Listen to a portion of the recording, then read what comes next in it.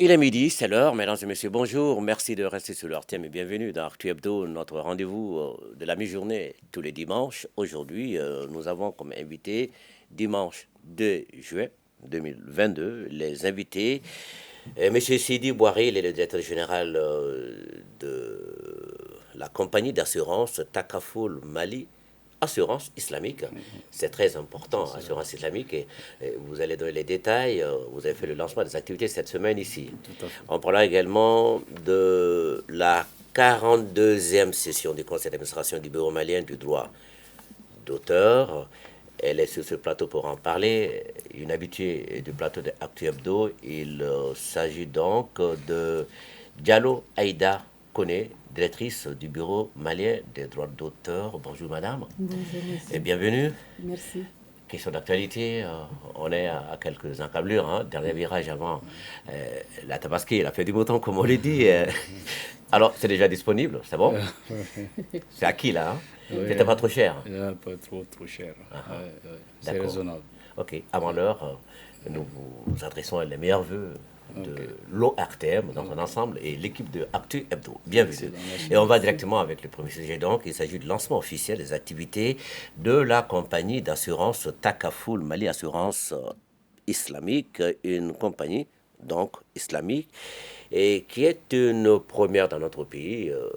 Les responsables parlent même d'une première dans la partie ouest de l'Afrique, c'est bien cela, avec comme capital 3 milliards de francs CFA. Cette compagnie offre à ses assurés 7 services. Elle a comme principe l'entraide, comme son nom l'indique. Boubacar Bablé Touré pour plus de détails. Après, on revient sur le plateau avec notre invité, M. Sidi Boiré, qui est le directeur général. On regarde. La famille des sociétés d'assurance au Mali vient de s'agrandir. Assurance Takaful Mali, un nom dérivé du mot Fatala, entendez par là l'entraide, vient de lancer officiellement ses activités. Une première compagnie d'assurance islamique en Afrique de l'Ouest, dont le Mali a la chance d'accueillir. Une compagnie qui se distingue des assurances classiques. Par le fait de plusieurs aspects qui sont entre autres une mutuelle assistance, la souscription est une adhésion à une idée d'assistance à autrui. La contribution est une cession volontaire au bénéfice des adhérents qui seront frappés par un sinistre dont l'objet de la souscription. Les participants ont un droit de regard sur la gestion des fonds. Présence d'un comité charia, investissement en conformité avec les principes de la charia, etc. Avec un capital de 3 milliards de francs CFA, la compagnie d'assurance Takaful offre à ses clientèles 7 produits dont les assurances automobiles, maladies, marchandises, transport. Nous sommes donc en présence d'un nouvel acteur et de nouveaux produits sur le marché des assurances qui offrent des possibilités énormes d'investissement qu'il sera judicieux de partager avec le plus grand nombre de personnes. Car en plus d'être une opportunité de s'assurer, il constitue en même temps un investissement sûr et rentable.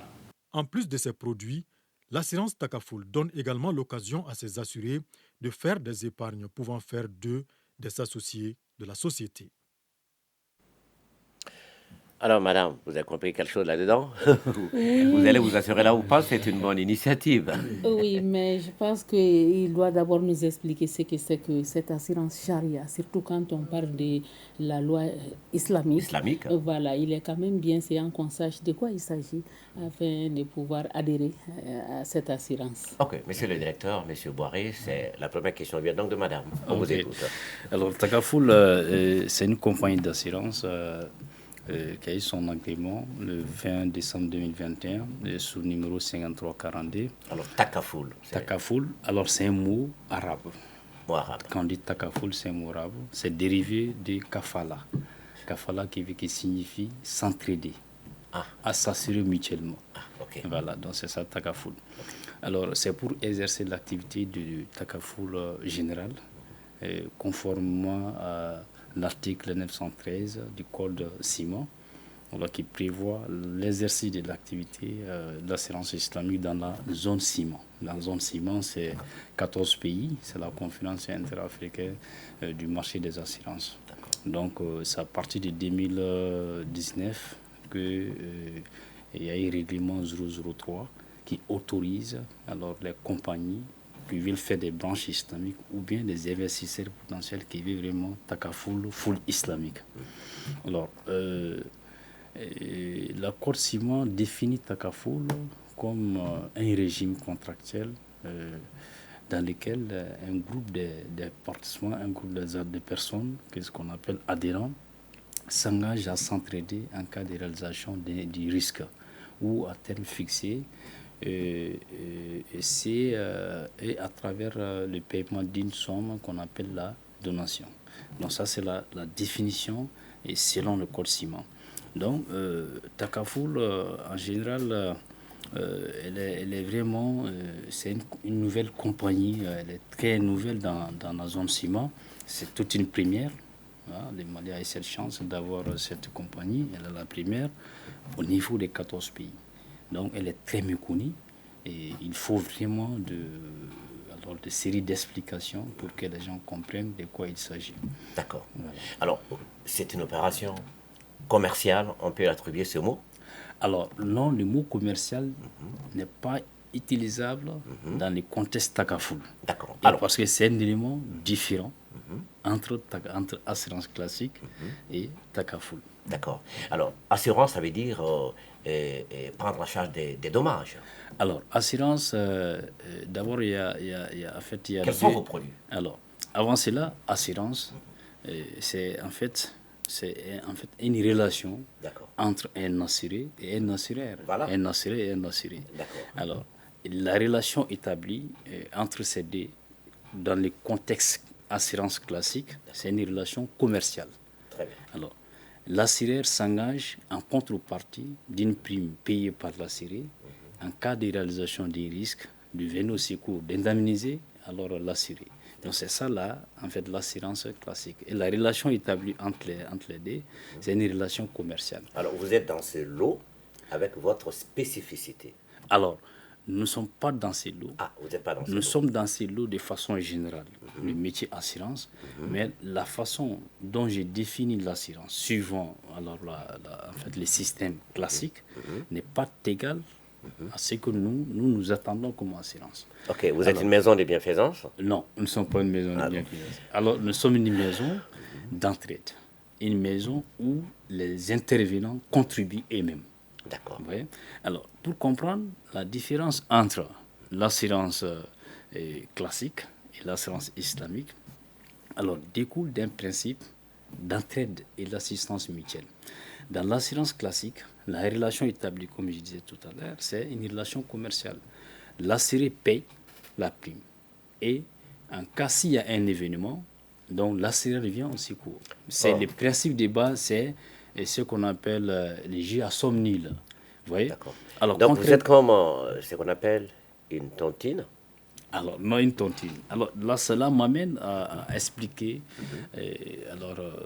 alors, quelle est notre mission, oui, allez-y. Alors, la compagnie d'assurance Takaful Mali Assurance Islamique, alors, elle a comme mission assister, alors, collecter des fonds auprès des adhérents et gérer ces fonds suivant des principes de base de fraternité, de solidarité, de coopération. Cela sous-entend que les intervenants qu'on appelle les adhérents, contrairement à l'autre côté qu'on appelle les assurés, dans l'assurance islamique on appelle les adhérents. Ils vont cotiser. Cela sous-entend qu'ils sont dans une coopération. Ils contribuent mutuellement en disant voilà, nous contribuons au cas si un événement probable, les risques, ils réalisent. Alors, pour un adhérent, nous venons en secours. Donc, c'est une coopérative. Alors, c'est une coopérative. Le principe de base, c'est une coopérative. D'accord. Alors, c'est une coopérative qui est inscrite dans un cadre réglementé de la CIMO et de l'État du Mali. D'accord. Donc, là, c'est différent des tontines, c'est différent des systèmes de mutuelle ordinaires que nous faisons. Donc, l'esprit, c'est vraiment basé sur l'entraide, c'est l'assurance mutuelle. D'accord. Les principes de base, il y a des principes de base. Alors, le premier principe, c'est une assistance mutuelle. C'est-à-dire, la contribution est une adhésion à une idée, alors aider à autrui. D'accord. Et le deuxième principe, c'est la contribution payée par les participants ou les adhérents.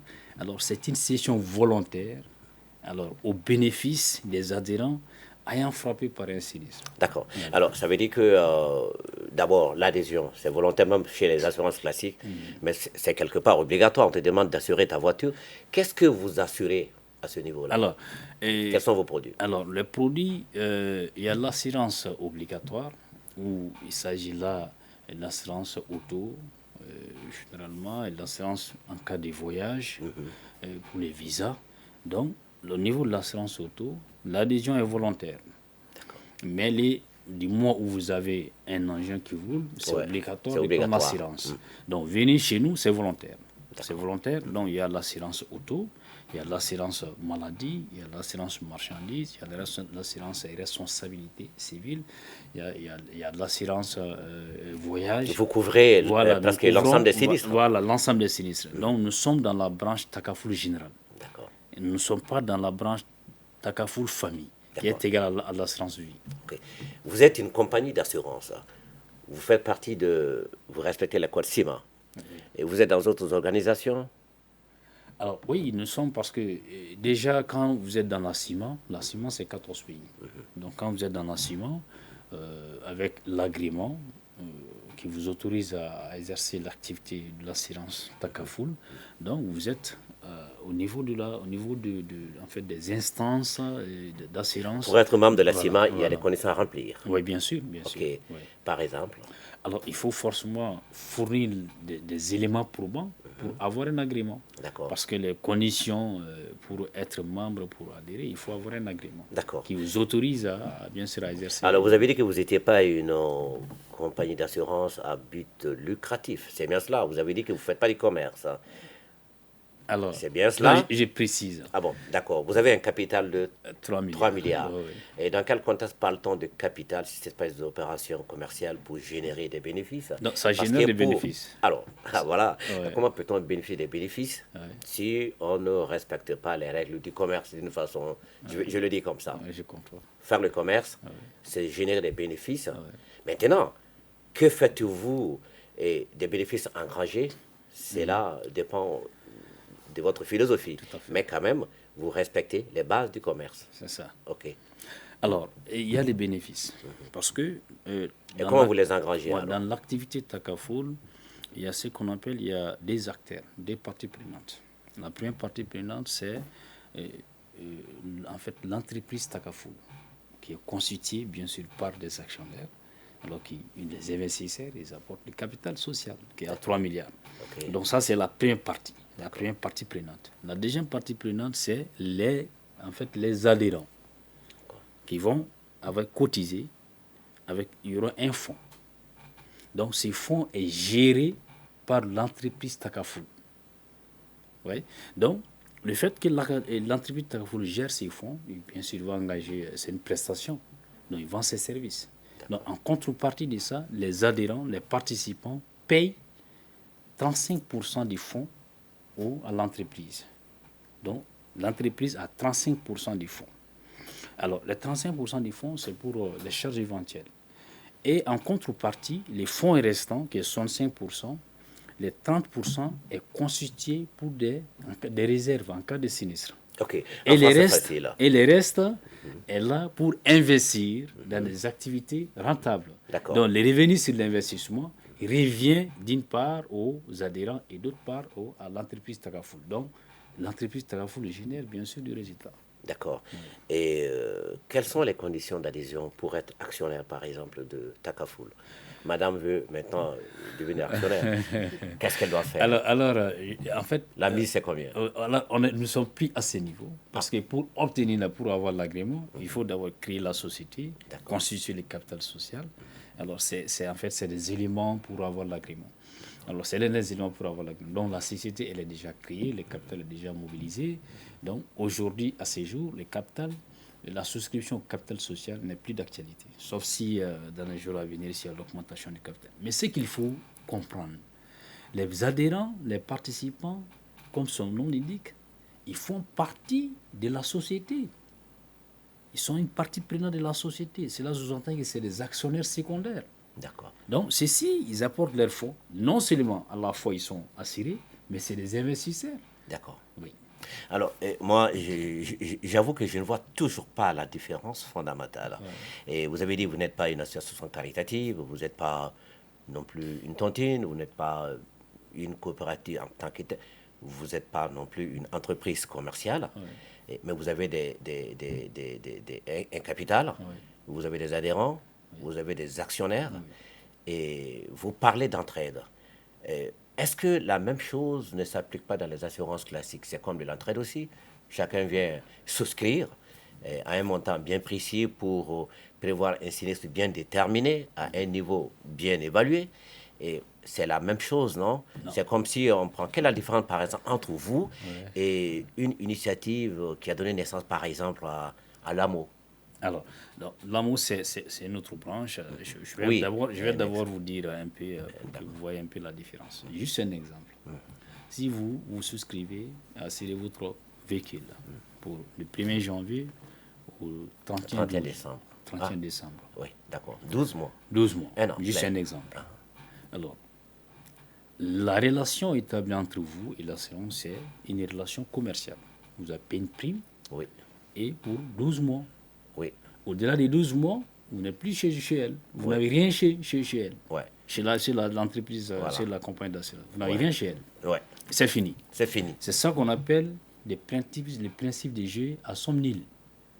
Alors, s'il n'y a rien, la compagnie gagne. S'il y a quelque chose, vous gagnez. Bon, même si vous n'avez pas un retour en termes de... Mais vous gagnez parce qu'on va vous payer des indemnités. Alors, cela veut dire que la compagnie d'assurance, l'assureur, alors, va enregistrer votre prime directement comme une recette. C'est une recette pour elle. Avec l'écoulement du temps, le droit de propriété est transféré automatiquement, systématiquement à elle. Contrairement à l'assurance islamique, si vous payez, l'entreprise Takafoul, l'argent ne l'appartient pas. L'argent appartient à vous. Ah bon? Oui, c'est toujours. Vous êtes assuré à la fois. L'argent appartient à vous. Pendant combien de temps? Pendant un an encore? Pendant un an. Et au-delà d'un an, l'argent n'appartient pas à Takafoul. Appartient toujours aux adhérents.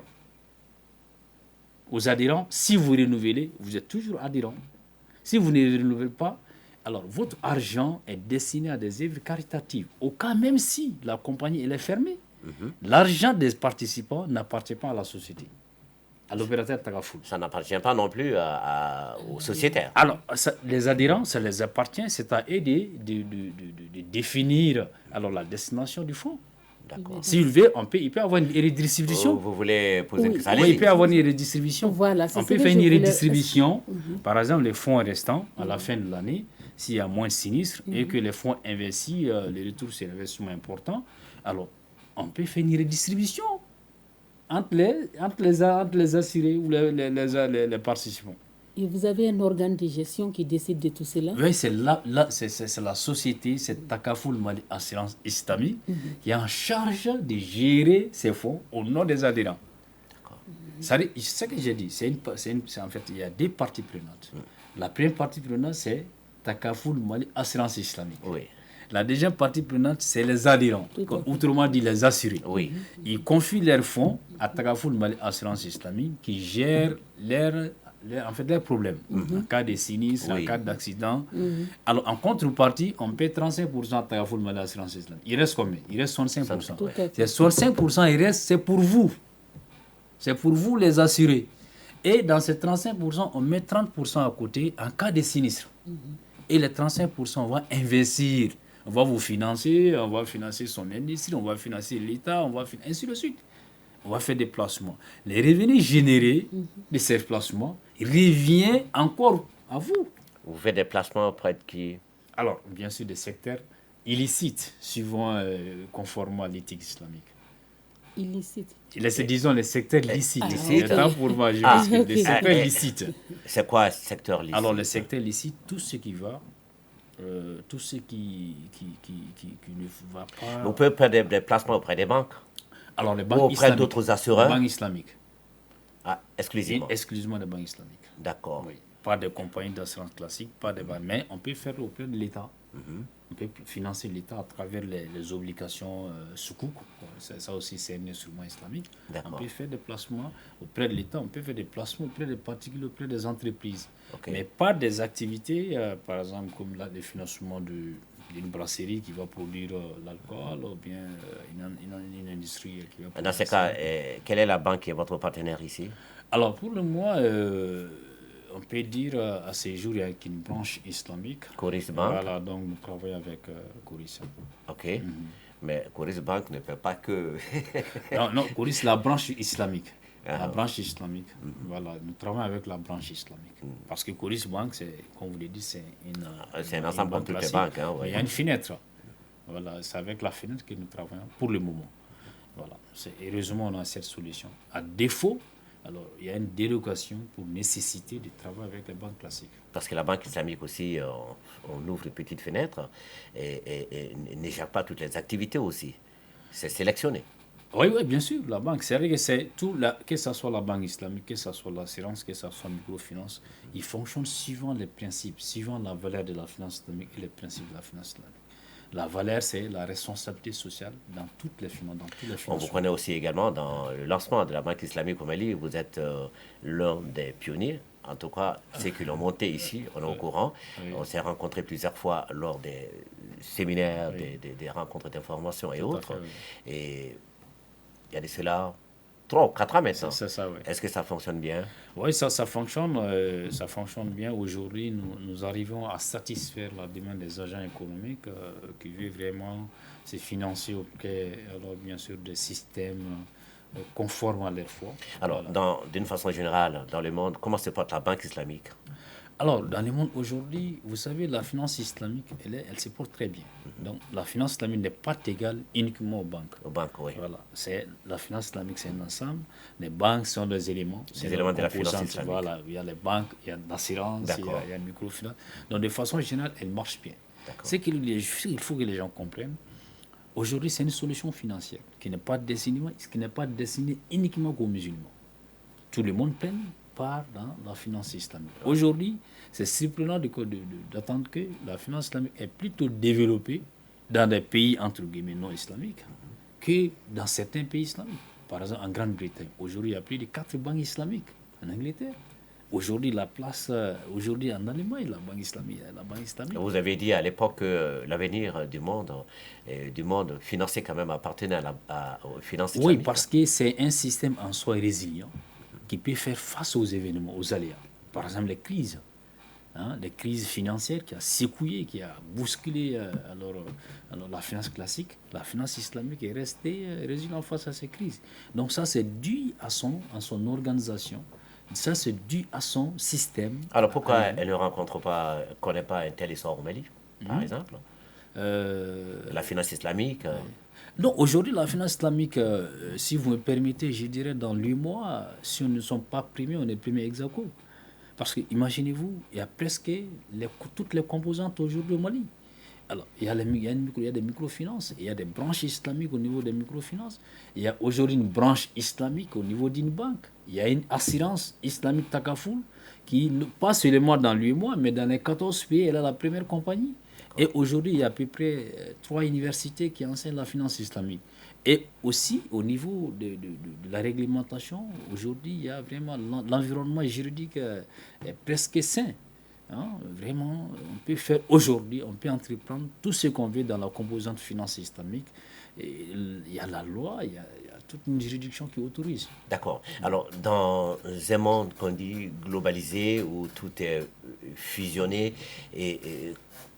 est-ce qu'il est nécessaire d'apporter des séparations comme ça, finance islamique, finance classique, mais les deux vont se rencontrer quelque part?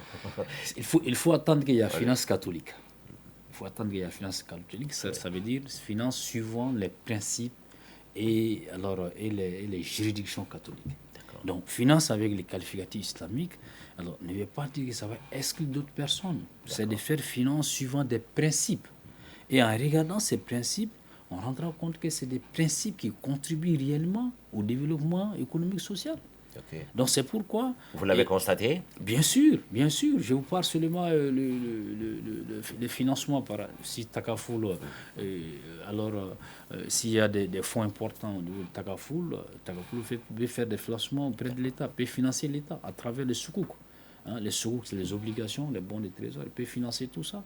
Donc aujourd'hui, je pense que la finance, que ce soit classique, islamique, il y a une complémentarité. De toute façon, c'est dans la famille finance. Ouais. Mais la finance islamique a ses spécificités. Et ces spécificités, aujourd'hui, est la solution au problème par rapport au système classique. Parce que le système classique, la pièce maîtresse, c'est l'intérêt. Et le système d'intérêt, même l'économie, Mais sans intérêt, pas de bénéfices. Pas de bénéfices, pas d'investissement. Sans investissement, pas de développement. Pas de croissance non plus. Alors, c'est-à-dire que le mot intérêt ici, elle est dans l'intérêt, il est dans la famille revenu. Il est dans la famille revenu, dans lesquels il y a la marge, il y a les profits, il y a les bénéfices. D'accord. Si on dit l'intérêt, c'est la finalité des mécanismes. C'est ça qui est qualifié d'intérêt. Donc, c'est le point de vue islamique, c'est ces mécanismes-là qui est interdit. C'est-à-dire, c'est de vendre l'argent, c'est de considérer l'argent en soi comme un produit. C'est ça qui est interdit. Sinon, entreprendre, ça à travers le commerce, ça c'est permis. Vous achetez quelque chose, vous vendez avec un surplus, ça c'est autorisé. Mais vous ne devez pas donner l'argent à quelqu'un en contrepartie d'ajouter quelque chose. Alors, je comprends, moi aussi je comprends, je crois que c'est une question d'appellation. Par exemple, moi je suis hors terme, je suis service public, et la comptabilité, c'est la comptabilité publique qui gère, mais en tant que EPA, on me permet de faire un peu de prestations, d'accord, pour générer des ressources propres. Mais puisque je ne suis pas une entreprise privée, on ne peut pas appeler ça vendre. On me dit prestation, service, prestation. Mais en réalité, c'est quoi? Service vente, non? Je vous fais une prestation. Vous me payez quelque chose. Je vous vends quelque chose. Vous me payez la même somme. Alors, je ne parviens pas du tout à voir la différence. Très simple, très simple. La définition de la monnaie, sa fonction, c'est pour permettre de faire l'échange. D'accord. La monnaie. Allez-y, vous êtes professeur de... Oui, c'est pour permettre de faire l'échange. Il faut faire beaucoup de pédagogie pour comprendre mieux. Quand nous revenons à peu près 100 ans moins, alors nous étions dans les trocs. On se retrouve au marché, vous amenez un produit, j'amène un produit, on échange. Mais avec le développement économique, avec la modernisation du commerce, ce principe n'est plus valable. Aussi, la monnaie, la valeur de la monnaie, c'est dans l'or. On ne peut pas se déplacer avec l'or pour... Non, non. Donc, en contrepartie, il faut créer la monnaie papier. Alors, la monnaie papier, c'est pour nous faciliter l'échange. La monnaie papier, on ne peut pas la donner une fonction des produits en soi. Comme par exemple, la monnaie papier est égale à riz, la monnaie papier est égale à mil, la monnaie papier... Non, on ne peut pas le faire. Donc, le fait que de vendre l'argent, la monnaie papier, c'est de donner c'est de sortir sans fonction pour en faire une autre fonction, en disant que voilà, vous êtes nécessaire. Juste un exemple. Ici, si nous donnons chacun 100 millions, et nous enfermons ici pendant une semaine, on n'a pas à manger, on n'a rien. Est-ce que la monnaie peut nous servir à... Pas du tout. Pas du tout. C'est différent en ces moments. Vous comprenez que la monnaie n'est pas en soi un produit. Ouais. Donc la monnaie ne doit pas être vendue. On ne doit pas vendre la monnaie. La monnaie, c'est juste pour échanger.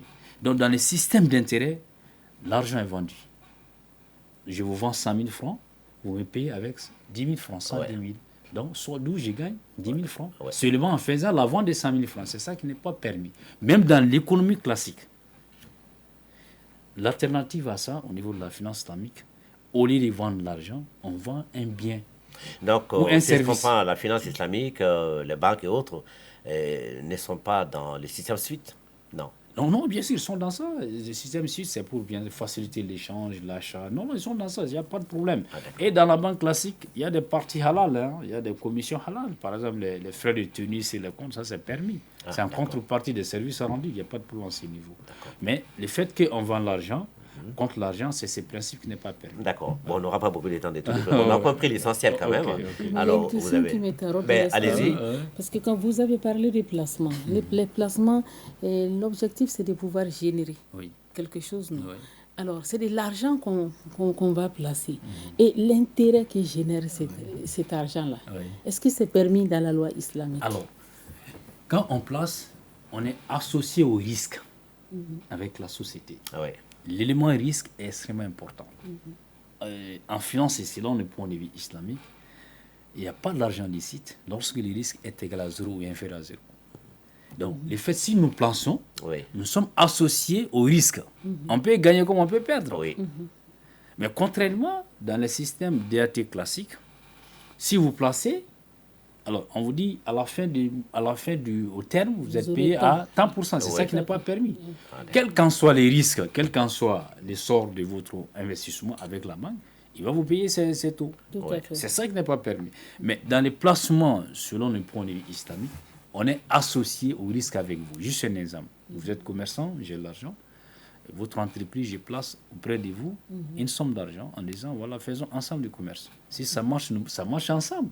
Et si on perd ensemble. Donc, ce principe de partage des risques est là. C'est ça qui fait que le placement, du point de vue islamique, c'est différent de l'autre placement. Et tout ça, c'est matérialisé dans un contrat. Ah, bien sûr, tout ça, c'est matérialisé. Tout ça, c'est matérialisé. D'accord. Alors, pour juste, peut-être... mais toujours dans le sens de sa question, vous avez tout à l'heure, mais si elle fait du commerce, et vous lui donnez de l'argent, vous dites, bon, je fais ce placement, je fais un placement chez elle, on fait le business. Si ça marche, ok, si ça ne marche pas. Mais si ça marche, on passera le bénéfice. D'accord. Mais est-ce que vous êtes regardant sur le genre d'activité qu'elle mène? Alors, bien sûr, d'abord, le choix des secteurs est important. Qu'est-ce qu'elle fait? Est-ce que c'est permis suivant le principe de la finance islamique? Et aussi, la clé de répartition est clairement définie. Les responsabilités sont définies dans les contrats. Donc, à ce niveau, il y a deux types de contrats. Il y a des contrats où j'ai le droit de s'immiscer dans la gestion avec elle. Et il y a des contrats où je n'ai pas ces droits. Donc, sa responsabilité, c'est la gestion. Ma responsabilité, c'est d'apporter de l'argent. Donc, dans tel cas de figure, je ne peux pas s'immiscer dans la gestion, mais j'ai un droit de regard, je peux contrôler avec elle. Mais le plus important, c'est le principe de base, le principe de partage des risques entre les secteurs. Juste, je reviens sur Tagafoul. Dans Tagafoul, les 30% réservés, il reste les 35%. Les 35% à placer. C'est comme, dans les placements de ces 35%, c'est comme les adhérents, les participants engagent avec Tagafoul Assurance Islamique à travers un contrat participatif qui autorise Tagafoul Assurance Islamique à placer ces 30% dans les investissements. La responsabilité de Tagafoul Assurance Islamique est la gestion. La responsabilité des placements, c'est l'apport du fonds. Donc, c'est comme la rencontre des capitaux.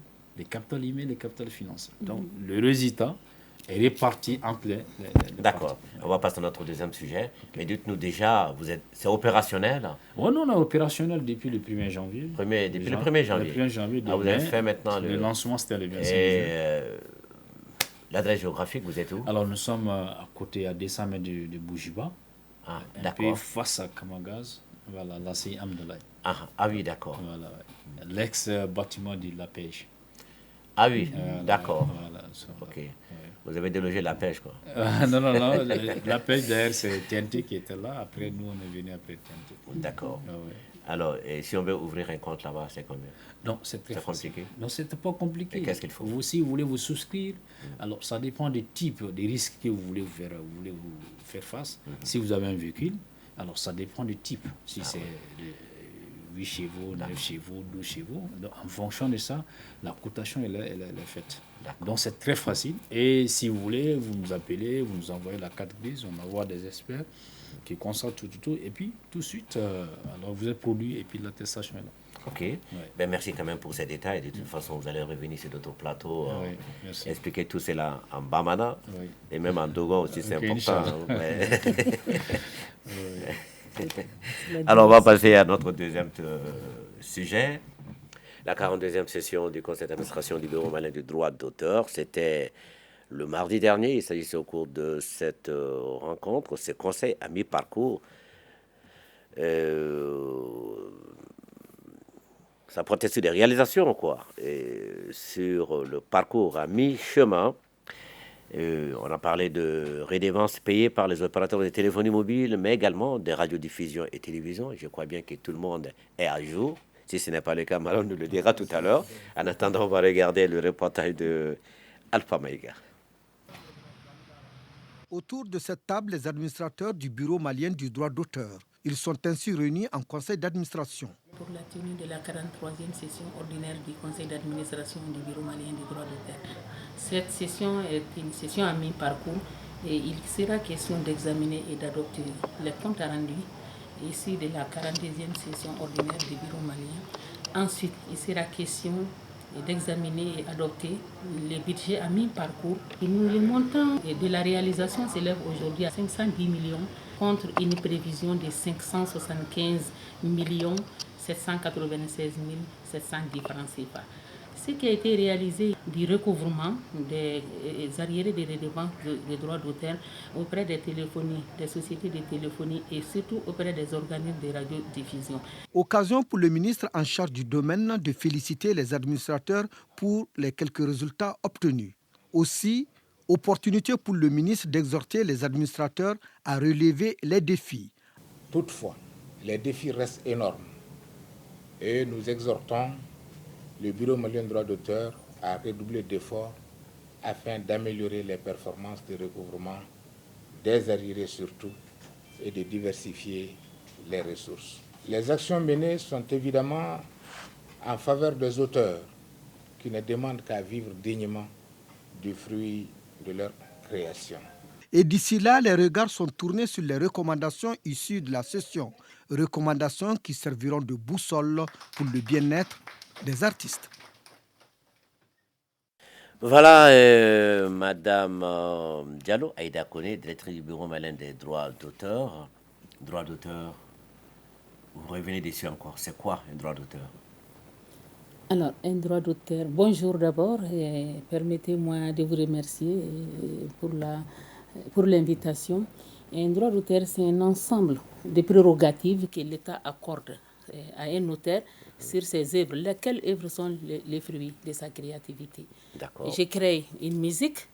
La Constitution a prévu que je sois reconnu en tant que tel et de pouvoir bénéficier des avantages quand il y a exploitation de cette œuvre. Ah, ça porte exclusivement sur les artistes, musiciens?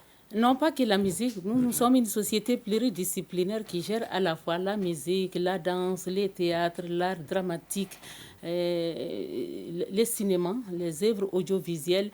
Et de plus en plus, nous sommes avec les données, à l'ère du numérique, nous sommes avec les données, les applications, les logiciels. Donc, c'est une société pluridisciplinaire qui gère tout cela à la fois. Alors, c'est qui l'auteur? Un auteur, c'est celui qui a créé l'œuvre, sauf preuve contraire. Je donne un exemple très simple. J'écris un livre. Il faudrait que mon nom soit mentionné sur cette œuvre pour être reconnu en tant que propriétaire de cette œuvre. Donc, l'auteur, de façon très simple, c'est celui qui a créé l'œuvre. D'accord. Alors, il n'est propriétaire que lorsqu'il va venir chez vous, c'est déclaré? Non. En matière de... Mais qu'est-ce qui prouve qu'il est auteur? En matière de propriété littéraire et artistique, on dit qu'une œuvre est censée protéger dès sa création sans aucune formalité. Mais ce principe a des difficultés dans l'application. Et vous créez une œuvre, vous les détenez par devers vous ne venez pas faire la déclaration.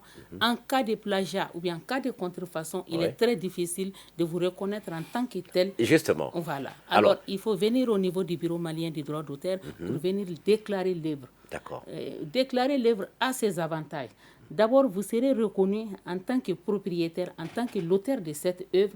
Et quand l'œuvre va faire l'objet d'exploitation, en d'autres termes, l'objet d'utilisation, il faut s'attendre à des revenus économiques. Donc, voilà les avantages.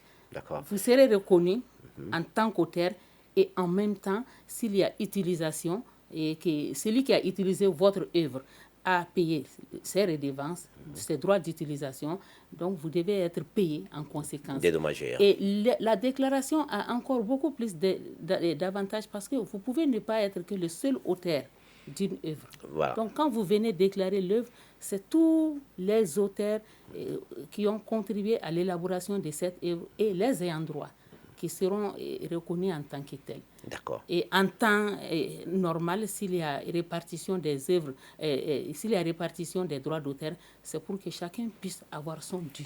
Alors j'ai créé aujourd'hui quelque chose, je viens voir, j'ai dit mais ça m'appartient. Qu'est-ce qui prouve que c'est à moi? Quel est le travail préliminaire que vous faites pour vous assurer que c'est vraiment à moi? Il n'y a pas de démarche, je viens seulement, oui, ok, c'est toi.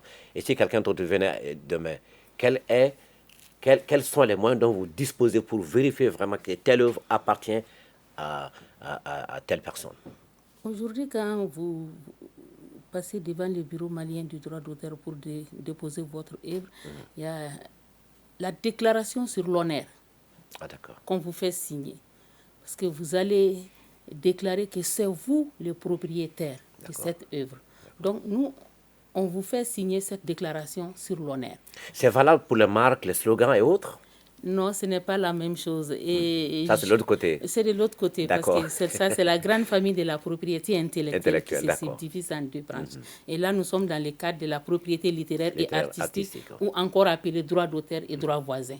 Donc, il est quand même bien séant de venir faire la déclaration de l'œuvre pour qu'on puisse situer qui sont les vrais auteurs.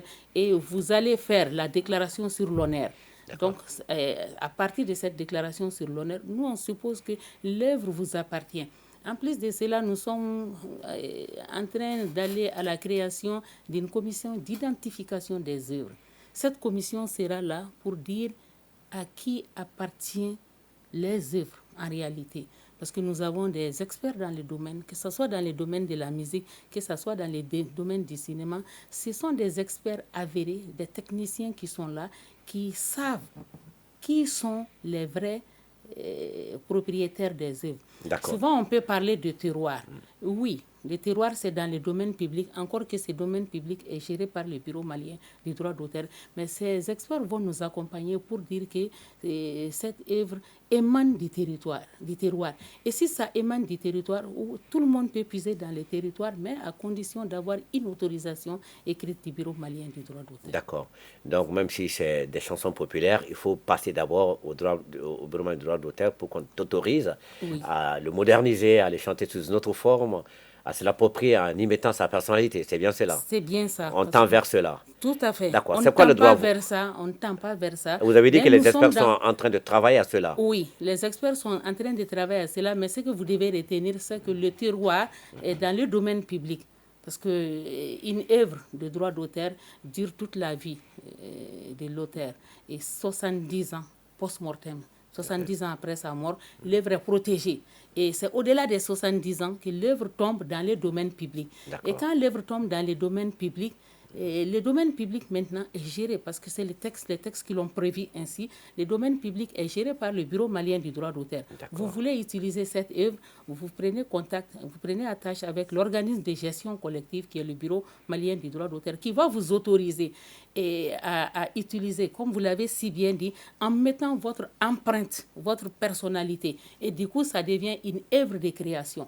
Et l'œuvre va vous appartenir. Sauf que s'il y a exploitation, une part de cette exploitation revient au Bureau malien du droit d'auteur pour des fins culturelles et des actions sociales. Il existe des chansons, des productions dans ce genre qui constituent des viviers populaires pour... il y en a? Oui, les Django par exemple, Tara, ça c'est dans le domaine public.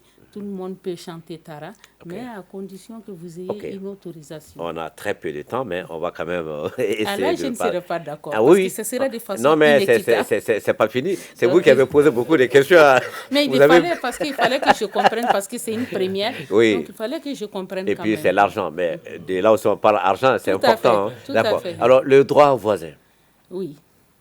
Ce sont des droits qui s'apparentent aux droits d'auteur, mais qui ne sont pas des droits d'auteur. Un exemple. Un exemple. Je suis compositrice de musique. je compose la musique. Je n'ai pas la voix nécessaire pour chanter. Oui. Je confie à M. Boiré qui va chanter pour moi. D'accord. Et du coup, quand il y a exploitation de cette œuvre, moi, je vais bénéficier des droits d'auteur et lui sera artiste-interprète. Et lui, il va bénéficier des droits voisins. Moi, je vais bénéficier des droits d'auteur. Et vous, on peut faire appel à vous. Bon, je n'ai pas bien schématisé, sinon la relation, on pouvait aller comme ça parce que c'est lui le financier. Oui. Comme il a beaucoup d'argent, il peut financer ces morceaux. Oui. Quand il est dans les studios, vous pouvez venir avec votre argent en tant que producteur, financer le morceau ou financer l'album. Donc, quand il y a exploitation de cette œuvre, moi, j'aurai des droits d'auteur, lui aura des droits en tant qu'artiste, interprète, mais ça relève de la gestion des droits voisins. Et vous, en tant que producteur, vous aurez aussi des droits voisins, pas des droits d'auteur. Alors, on parle également d'ayants droit, c'est quoi? Les ayants droit, c'est tous ceux qui ont concouru à l'élaboration d'une œuvre. Je prends le cas de la musique, vous allez comprendre, parce que la musique constitue la matière partie de notre répertoire. Oui. Et moi, je compose, par exemple, une musique, il y a un arrangeur. L'arrangeur est un ayant droit, mais il relève de la gestion des droits d'auteur. Il y aura un éditeur. Et l'éditeur aussi relève de la gestion des droits d'auteur, mais c'est aussi un ayant droit. Bon, c'est un peu différent du terme juridique ayant droit, mais la finalité, c'est la même chose. Alors, et les membres de l'orchestre, qu'est-ce qu'ils gagnent? Bon, les membres de l'orchestre, ils viendront affilier en tant que groupe. Parce qu'un orchestre, c'est un groupe de personnes. Quelqu'un va jouer la batterie, des gens vont chanter. Oui, mais vous êtes l'auteur de la chanson, vous n'avez pas la voix pour vraiment interpréter. On le passe à M. Boiré, mais M. Diombele est le propriétaire des sous, il produit. Et le musicien, le bassiste... Très bien. À la déclaration, il faudrait qu'on ait tous ces éléments. Parce que le bassiste aussi va relever de la gestion des droits voisins. Parce que c'est de l'interprétation. Et en même temps, le guitariste va intervenir dans le domaine des droits voisins. Donc, c'est des auxiliaires. En matière de droits voisins, ce sont des auxiliaires qui accompagnent les droits voisins, sans pour autant être des droits voisins. Mais tellement que les deux domaines s'apparentent et les deux domaines sont tellement impliqués, c'est différent de faire la différenciation. Ok, vous, votre interlocuteur principal, c'est le musicien, point. C'est lui qui gère les autres. Non, pas que les musiciens, parce que nous sommes aujourd'hui à la gestion des droits voisins, mais le ministre l'a dit tout de suite, les défis sont énormes. L'un des défis aujourd'hui du Bureau malien du droit d'auteur, c'est d'aller à l'opérationnalisation de ces droits voisins.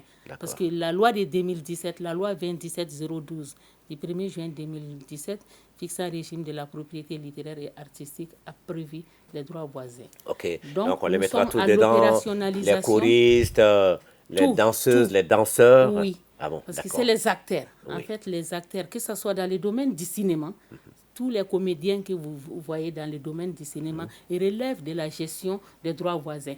Et tous les guitaristes, tous les instrumentistes, ils relèvent de la gestion des droits voisins. D'accord. Donc, c'est des gens qui seront plus nombreuses que la gestion des droits d'auteur. D'accord. Alors, maintenant, ils sont nombreux les artistes qui bénéficient des droits d'auteur oui, au Mali. Aujourd'hui, nous sommes à peu près à 3000 sociétaires. D'accord. Et il y a plus de 2500 qui bénéficient des redevances de droits d'auteur. Donc maintenant, il n'y a plus de cassettes, il n'y a plus de disques, presque pas. Il y a la piraterie, il y a tous ces éléments qui font que les artistes vivent difficilement du fruit de leur effort. Et comment vous faites? Maintenant, qui est-ce qui doit payer au Bureau malien du droit d'auteur au nom de ces artistes? Et comment se fait la répartition? Qui doit payer? On a dit les télévisions, les radios, les lieux de loisirs, et les boîtes de nuit, et les opérateurs de téléphonie. C'est bien cela? Oui, c'est bien cela. Vous savez, à l'ère du numérique, les modes de reproduction des œuvres ont beaucoup changé. Oui. Et les œuvres sont utilisées sur les plateformes, sur l'Internet et beaucoup d'autres choses que j'oublie volontiers. Mais ce qui est le plus important dans ce que nous sommes en train de faire, depuis l'adoption de la loi de 2017, il est question aussi de la copie privée. La copie privée, qu'est-ce que c'est? Vous disposez d'un téléphone, il dispose d'une clé ISP et moi j'ai une tablette. nous avons tous le droit de reproduire les œuvres sur ces outils-là. Ouais. Mais à un moment donné, si chacun se mettait à reproduire ses œuvres de façon massive, est-ce que l'artiste va vivre du fruit de sa créativité? Mais ça se passe comme ça, madame, maintenant? Non, c'est-à-dire, je pose la question, c'est-à-dire c'est un droit. Oui. Comme son nom l'indique, la copie privée, son but est privé. Mais si chacun se mettait à reproduire ses œuvres, l'artiste va vivre difficilement du fruit de sa créativité. Absolument.